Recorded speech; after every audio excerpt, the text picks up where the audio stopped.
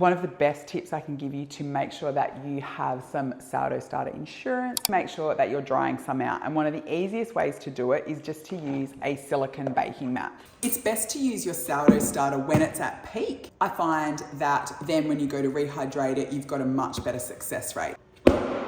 Look at that, that's awesome. Oh, there's huge bubbles. So I'm just gonna use a simple offset spatula. You just need to put, it's probably about 100 grams. And then you're just going to gently spread it over the silicone mat. The thinner you can get it, the better, because it will dry a lot faster. And in around 12 to 24 hours, depending on how warm and dry your house is, you will have dried sourdough starter.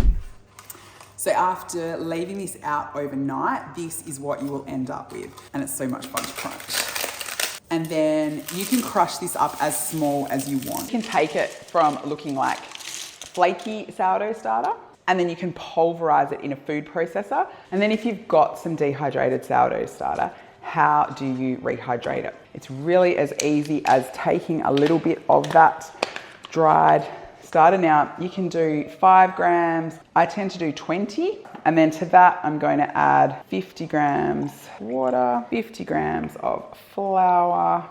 Give it a stir. You want to give it a really good stir to make sure that all of that dried starter has proliferated through the flour and water. And then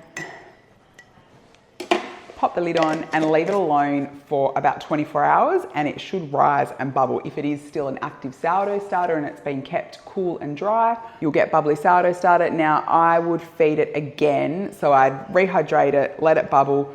I would take out 50 grams of that and then feed it with 50 grams of flour, 50 grams of water. Then once it rises again, you can bake with it.